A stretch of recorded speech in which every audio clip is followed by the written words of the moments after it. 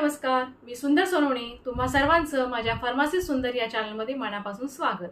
आजच्या व्हिडिओमध्ये आपण 10 वर्षाच्या आतील मुलांना इनो घालून बनवलेल्या इडली डोशाचे सेवन योग्य की अयोग्य या विषयावर सविस्तर माहिती घेणार आहोत।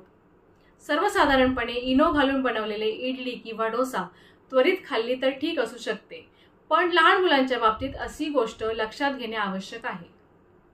योग्य की अयोग्य? 1. योग्य। जर इनोचा वापर फक्त क्वचितच आणि कमी प्रमाणात केला जात असेल तर मुलांना अशा इडली डोशाचे सेवन अधूनमधून करता येऊ शकते। 2. अयोग्य। परंतु लहान मुलांसाठी वारंवार अशा प्रकारच्या पदार्थाचे सेवन टाळावे। इनो हे एक अँटासिड आहे ज्यामध्ये सोडियम बायकार्बोनेट असते, जे मुलांच्या पचन संस्थेवर जड जाऊ शकते। चला पाहूया कारणे। 1. पचन समस्या।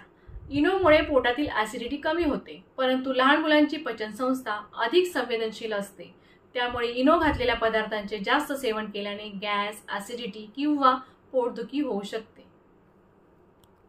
2. प्राकृतिक पदार्थांचा वापर करा। मुलांसाठी इडली डोसा बनवताना इनोऐवजी नैसर्गिक पदार्थ वापरणे अधिक सुरक्षित आहे। उदाहरणार्थ बेकिंग सोडा किंवा फक्त दही वापरू शकता, ज्यामुळे पोटावर कमी ताण येतो। 3. कमी प्रमाणात वापरा। जर इनो वापरायचाच असेल तर ते क्वचित आणि कमी प्रमाणात वापरावे आणि ताजे बनवून लगेच खाणे अधिक चांगले। निष्कर्ष: 10 वर्षाच्या मुलांसाठी इनो घालून बनवलेले पदार्थ अधूनमधून ठीक असू शकतात, परंतु रोज किंवा नियमितपणे देणे टाळावे। त्याऐवजी नैसर्गिक पद्धतीने पीठ फुलवून इडली डोसा तयार करणे अधिक आरोग्यदायी ठरेल। आय होप हा व्हिडिओ तुम्हाला आवडला असेलच। Do like, comment and share with friends. Subscribe my channel Pharmacy Sundar and click on the bell icon for notification.